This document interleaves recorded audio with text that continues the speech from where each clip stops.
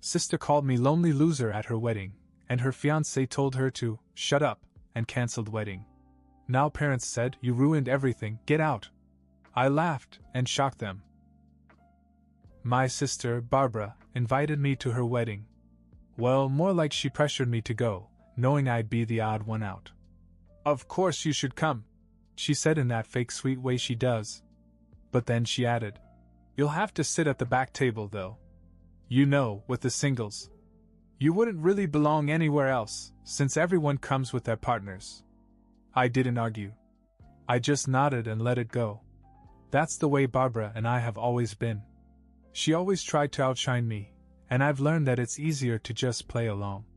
But to be honest, I was already bracing myself for the usual passive-aggressive comments and comparisons she liked to throw my way whenever she got the chance. This time, though, I figured I'd just grin and bear it. After all, it was her big day. What could possibly go wrong?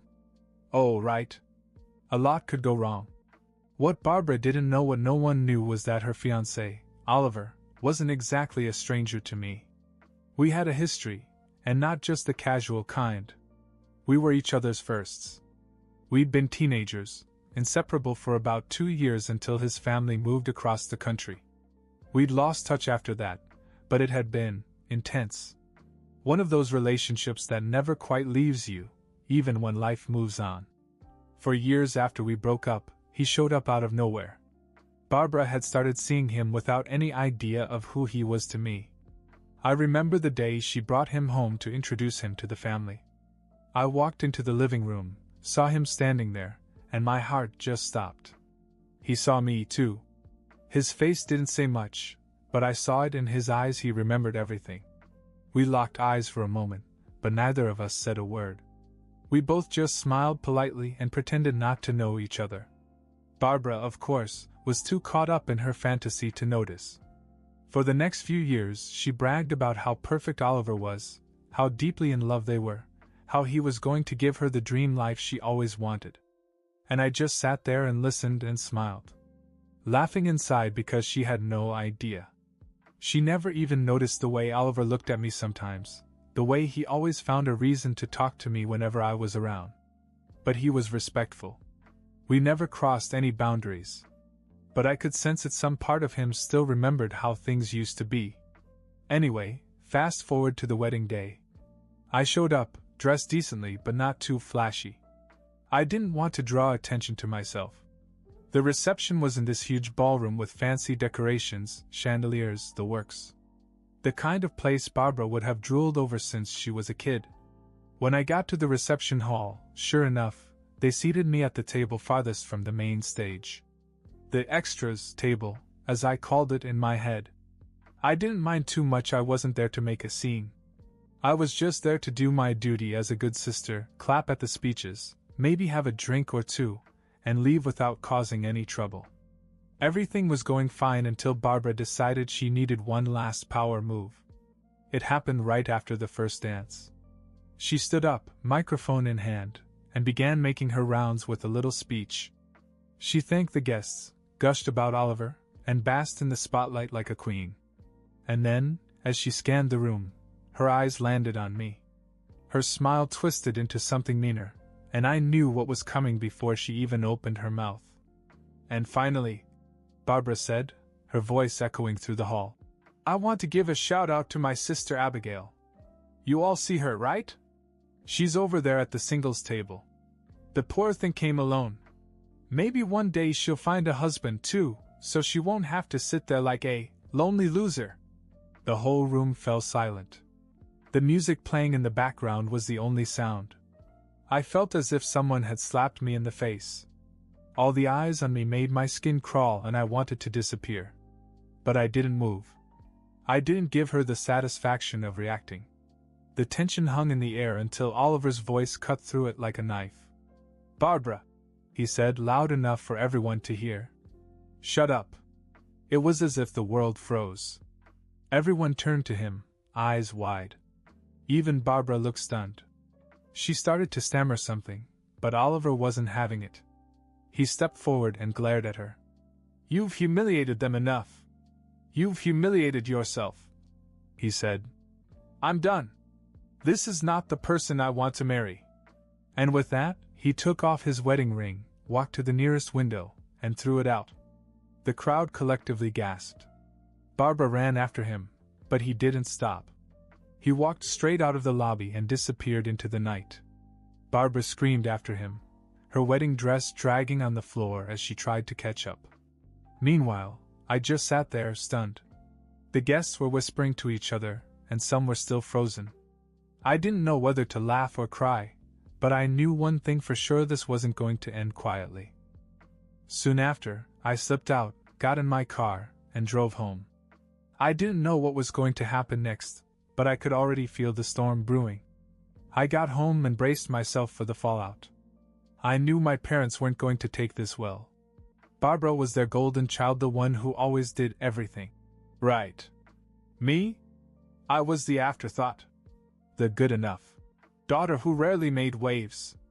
I kicked off my shoes, changed into some comfortable clothes, and tried to relax. I knew the storm was coming, but I didn't expect it to last 3 hours. When my parents finally arrived with Barbara in the car, I could hear the screaming before they even made it to the front door. They burst into the house like a SWAT team. My dad slammed the door and Barbara burst into tears on cue. "You've ruined everything," she screamed. "You always have to ruin everything." My mother folded her arms and glared at me like I was some kind of criminal. "Abigail, what have you done? How could you embarrass your sister on her wedding day?" I just blinked at her. What did I do? I didn't even say a word. "Oh, don't you dare play innocent," Barbara snapped. Her face was red and blotchy, her mascara smeared from crying. "Why did Oliver defend you like that, huh? Why did he look at you like that? What did you say to him?" I laughed. I couldn't help it. The absurdity of it all hit me all at once. The room fell silent for a moment, and my parents stared at me as if I'd lost my mind. "Are you seriously blaming me for this?" I said, still laughing. "Barbara, you humiliated me in front of everyone. I didn't do anything. Oliver told you to shut up because you were being cruel. Maybe you should ask yourself why he couldn't handle it anymore. You're lying. You were always jealous of me. You must have said something to him." "Jealous?" I repeated. "Of what? That you were always putting me down to make yourself feel better?" Barbara froze for a moment, as if she hadn't expected me to actually defend myself. But my parents weren't done. My mother stepped forward, her voice sharp. "We know you had something to do with this. You've been trying to undermine your sister for years." I rolled my eyes. "Oh, give me a break. I didn't say a word to Oliver. He made his decision on his own." Barbara started pacing in her wedding dress, tugging at her hair in frustration. "Then why did he defend you? Why?" I crossed my arms and leaned against the wall. "Maybe because deep down he knows who you really are. You treat people like crap, Barbara. You always have." He finally saw through it. Her jaw clenched. "You shut up. You don't know anything. He loved me. He's supposed to be with me." "Is he?" I shot back. "Because from where I'm standing, it doesn't look like he loves you enough to put up with your crap." That was it. Barbara completely lost it. She started screaming incoherent insults at me, and my parents quickly joined in, backing her up as usual. The three of them yelled at each other so much it sounded like a chaotic rap battle. Then my dad pointed to the door. "You've done enough damage for one night. Get out. We don't want you here." Barbara folded her arms and sneered. "Yeah. Get out." I raised an eyebrow, then grinned. "You want me to leave? Fine. But before I go, let me say one last thing." I walked closer to her and locked eyes with her. "Do you want to know why Oliver defended me? Why he left you? Because unlike you, I don't act like a cheap, insecure brat. He respects me. And that's something you'll never have because you're too busy tearing everyone else down to make yourself feel better." The look on her face was priceless. She stood there gaping at me as if her brain had shorted out. My parents were also stunned into silence. I guess they didn't expect me to finally stand up for myself. I turned and walked to my room, gathering a few essentials into a bag. Barbara was still frozen in shock as I passed her on my way to the door. I didn't even bother to say goodbye. I just grabbed my keys, left the house, and drove to a hotel for the night. When I finally got to the hotel and settled in, I noticed that my phone had dozens of missed calls and texts, all from Barbara. She was blowing up my phone with everything from screaming voicemails to frantic, rambling texts. I didn't even bother to listen to them. I knew it would just be more of the same: recriminations, insults, accusations. I turned my phone to silent and went to sleep. The next morning, I woke up to something different. Among the unread messages, one caught my eye. It was from Oliver. "Hey," it read. "Can we talk?" Oliver and I agreed to meet at my hotel that evening. I wasn't sure what to expect. I didn't want to read too much into it, but my mind kept racing. Why did he want to talk to me now, after all this? What could he possibly have to say that hadn't already been said through his actions last night? By the time he arrived, my nerves were shot. I heard the knock at the door around 8 p.m. and took a deep breath before opening it. There he stood, looking tired but calm. "Hey," he said softly. "Hey," I replied, stepping aside to let him in. We sat down on the small couch in the room, and for a few moments neither of us spoke. There was this heavy, unspoken tension between us, like all the years and memories we'd buried were suddenly rising to the surface. Finally, he broke the silence.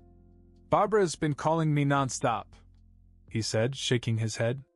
"She's been waiting for me at the apartment with my parents and sister. I guess she thought I'd come back after cooling off, but I couldn't. I needed to talk to you first." "Yeah, she's been calling me too," I said, showing him the long list of missed calls on my phone. "I haven't answered." He smiled slightly, then leaned back, rubbing his face. "This whole thing's a mess, huh?" I nodded. "Yeah. It's a disaster." For the next few hours we talked. About everything. The past, the wedding, and what had happened between us all those years ago. He told me how he'd never really forgotten about me after his family moved away. How he'd always wondered what could have been if things had turned out differently. "We were good together," he said quietly, looking at me with that same warmth I remembered from when we were teenagers. "Yeah," I agreed. "We really were." He told me about how things with Barbara had started out fine but had gradually turned into something else. "I don't even know how it got this far," he admitted. "At first, I thought maybe I was just settling into the idea of a stable life. Barbara, she was intense but seemed driven. I thought it was passion. But over time, I started to see how manipulative she could be. I stayed though. Probably out of pity more than anything. I didn't want to hurt her, and I thought I could make it work." I shook my head. "You shouldn't stay with someone out of pity. That's not fair to either of you." "I know that now," he said. "But last night, when she humiliated you like that, I couldn't take it anymore. That was the moment I realized I was done pretending." We kept talking, sharing old memories, laughing about silly things we'd done as kids. There was a spark between us, something I hadn't felt in years. It was like we'd picked up right where we left off. For a moment I wondered if things were about to take a more intimate turn. His eyes lingered on mine, and I could feel the tension building. But we both hesitated. "Maybe we should take things slow," he finally said, almost reading my thoughts. "Yeah," I agreed. "There's a lot to process right now." We talked until the early hours of the morning, 5 a.m., to be exact. Eventually, the exhaustion caught up with us, and we both fell into a comfortable silence. I could tell that Oliver felt lighter, as if a weight had been lifted off his shoulders. He had finally made peace with the decision to leave Barbara. "I think I'm going to pack up my things today," he said after a long pause. "I'll tell her it's over and leave the apartment. I can't keep living a lie." "Are you sure?" I asked. "Yeah," he nodded. "I'm done. I should have done this a long time ago." With that, he stood up and stretched. "I'll get going. Thanks for listening." I really needed this. Anytime, I said, walking him to the door. As he left, I couldn't help but feel a strange mix of relief and anticipation. This was far from over, but for the first time in a long time, I felt like I had control over my own life again. The next chapter was just beginning. Later that morning, I managed to catch a couple of hours of sleep, but around noon, I was woken up by loud banging on my hotel room door. For a moment, I thought it might be Oliver coming back, but the aggressive, frantic knocking didn't match his style. "Abigail! Open the door!" "Barbara!" I groaned, pulling myself out of bed. She didn't stop banging. I considered ignoring her, but I didn't want her waking up half the hotel. I opened the door slightly, just enough to glare at her. "What do you want?" I asked coldly. Barbara shoved the door open and barged in, still wearing a cocktail dress, her hair a mess, makeup smudged. "Where is he?" she hissed, looking around the room like Oliver might be hiding in the closet. I crossed my arms. "He's not here." "Don't lie to me," she snapped. "You think I don't know what's going on? He didn't come home last night. He's not answering his phone. I know he's been with you." "Calm down, Barbara," I said, trying to keep my composure. "Oliver came here last night to talk. That's it. We talked, and then he left. I don't know where he is now." Barbara's eyes narrowed. "Talk? Really? That's all? You expect me to believe that? I don't care what you believe." Her face contorted with rage. "You've always wanted to ruin my life, haven't you? You couldn't stand that I had someone who loved me, so you had to steal him away. You're a pathetic, jealous bitch." I took a deep breath. "Barbara, you brought this on yourself. He saw who you really are last night. You humiliated me in front of all those people. Oliver stood up for me because you crossed the line, not because I stole him." Before she could respond, her phone rang. She snatched it out of her bag and froze when she saw the caller ID. "It's him," she whispered, her eyes wide. She answered immediately, putting it on speaker. "Oliver! Where the hell are you?" His voice came through, calm but firm. "Barbara, I'm at the apartment packing my things. I'm leaving. We're done." Barbara gasped. "No, you can't do this. You can't just walk away like this. I'm your fiancé." "Not anymore," he said. "I'm sorry, but I can't do this. I've been lying to both of us for too long. We were never meant to be." "Is it because of Abigail?" she shrieked. "Did you leave me for her?" There was a pause on his end. "This isn't about Abigail," he finally said. "This is about us. Our relationship has been toxic for a long time. Last night was the final straw." Barbara screamed in frustration and hung up the call, throwing her phone across the room. I stood there quietly, watching her unravel. She looked at me with wild eyes, like she was ready to tear me apart. "You think you've won, don't you?" she spat.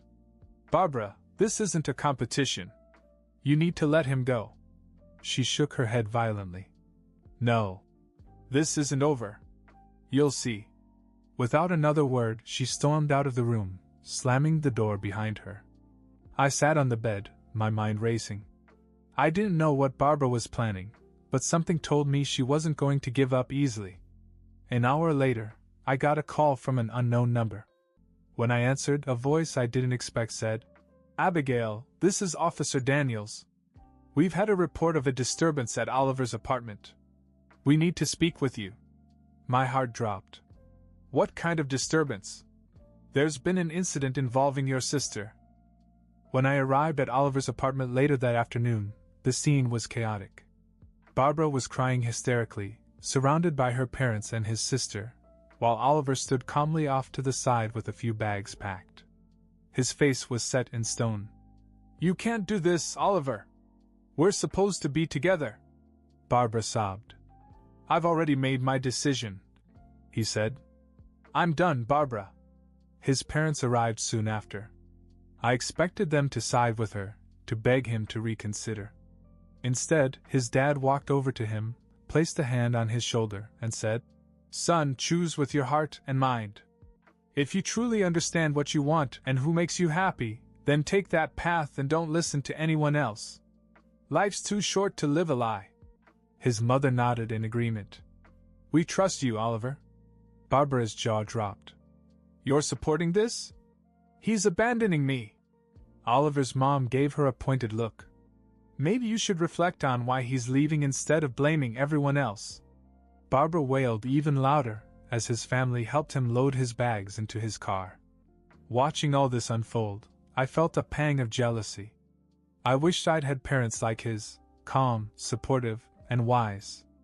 Mine? Well, they were a nightmare, always putting Barbara on a pedestal while treating me like I was a constant disappointment. After Oliver finished packing, he walked over to me and pulled me aside. Abigail, he said quietly, let's get out of here. Let's leave all this behind. We can go to another state, start over. Together. No drama, no manipulation, no pretending. Just us, as adults this time, not two teenagers holding hands. My heart pounded in my chest. Are you serious? Dead serious. I've had enough of this. I want a real life with you. The words hit me harder than I expected. I didn't even hesitate. Okay, I said. Let's do it. We made a plan to meet in a few hours and drive out to Oregon, far enough from everything and everyone. I headed back home to pack, knowing full well what kind of reaction I was going to get. As I left Oliver's place, I noticed Barbara wasn't there anymore. It seemed strange at first, but I figured maybe she'd finally given up. I couldn't have been more wrong. She hadn't gone back to their apartment. She'd followed me. A few minutes after I drove off, Barbara must have jumped into a taxi, because when I arrived at my parents' house, there she was, pacing outside like a vulture. She probably figured I was heading home to pack and wanted to confront me before anyone else could. As soon as I got out of the car, she ran up to me, screaming, "You think you can just run off with him? You're delusional," she shrieked. I brushed past her and headed inside. That's when the real storm began. My parents immediately pounced on me, with Barbara right behind them. "Are you happy now?" my mom demanded. "You've ruined your sister's life. Oliver left her because of you. You're a selfish little snake," Barbara added. "You think you're better than me? You'll never have what I have." I stared at them, emotionless. "What you have? You mean a guy who walked out on you because you couldn't stop tearing people down? You're disgusting," she screamed. "Get out of here. You're not part of this family anymore." "Gladly," I said calmly. I went to my room and packed my things quickly. I grabbed everything important, including personal documents and my savings account information. My dad barged in at one point, demanding to know what I was doing. "I'm leaving," I said flatly. "And I'm taking my share of the family money." "What? You can't do that." "Watch me." I transferred the money to my own account, knowing it would send them into a frenzy. As I walked out the door for the last time, Barbara and my mom were screaming at the top of their lungs. I didn't even flinch. I got into my car, blasted some music to drown out the noise, and drove off without looking back. Oliver was waiting for me near a gas station off the highway. We both smiled as we pulled up next to each other. "Ready?" he asked. "More than ready," I said. We hit the road and didn't stop until we reached Oregon late that night. We checked into a small, cozy hotel and talked about our plans. Over the next few days, we found a temporary apartment and started piecing together our new life. Everything had changed so quickly, but in a strange way, it felt like it was meant to be. Meanwhile, his parents stayed in touch, fully supportive of his decision. They didn't care about the drama or what anyone thought. They just wanted him to be happy. I envied that. I knew I'd never get that kind of love and understanding from my own family, and honestly, I didn't want to anymore. I cut off all contact with my parents and Barbara. I blocked their numbers, changed my phone, and erased them from my life. It felt like shedding a heavy, suffocating weight. Oliver and I had a lot of healing to do, but we were ready for it. We weren't kids anymore, and we weren't going to let the past define us. This was our fresh start. No more lies, no more pain. Just us, building something real together.